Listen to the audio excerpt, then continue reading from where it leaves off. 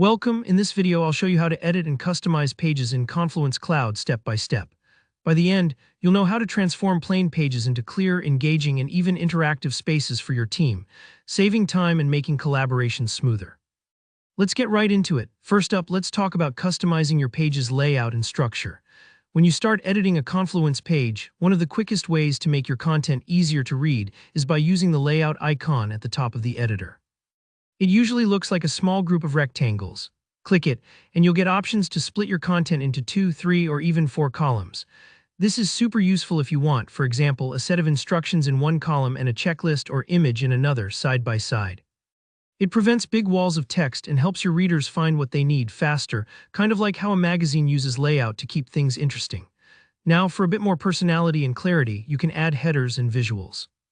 If you hover your mouse over the page title at the top, Confluence lets you slip in an image or even a simple emoji. It's a small touch, but it can instantly make a page feel more welcoming or help teams find the right page at a glance.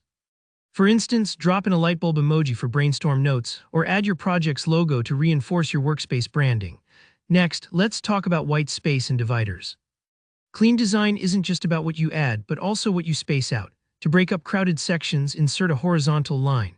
Just move your cursor where you want a visual pause, then look for the divider option in the editor. Think of it like drawing a line on a whiteboard to separate ideas. Alternatively, you can use layout sections to bundle together related items and keep your longer pages from feeling overwhelming. Don't worry if your page looks too empty at first. White space actually helps people absorb information more easily. Moving on, let's supercharge your pages with macros, one of Confluence's best features for adding interactive or advanced functionality. Whenever you're editing, just type the forward, the macro browser pops up, or use the plus icon if you prefer clicking.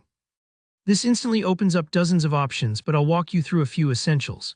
If your page has lots of sections, add the table of contents macro. It automatically finds your headings and builds a clickable menu at the top, like a GPS for your page, guiding viewers right where they need to go. Super handy for documentation. Want to make important information stand out? Try panels. With macros like info, tip, note, or warning, you'll see colored boxes appear on your page. Use these to highlight a key point, share a pro tip, or flag a potential pitfall. For example, a bright yellow warning panel lets everyone know not to touch a particular file, no surprises later. If your team uses Jira, here's a power move. You can embed live Jira issues directly onto your page with the Jira Issues macro.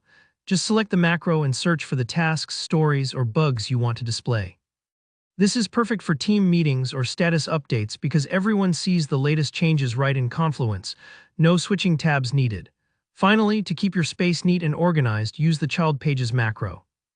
This creates a neat, automatically updating list of all the pages that are nested under the current one.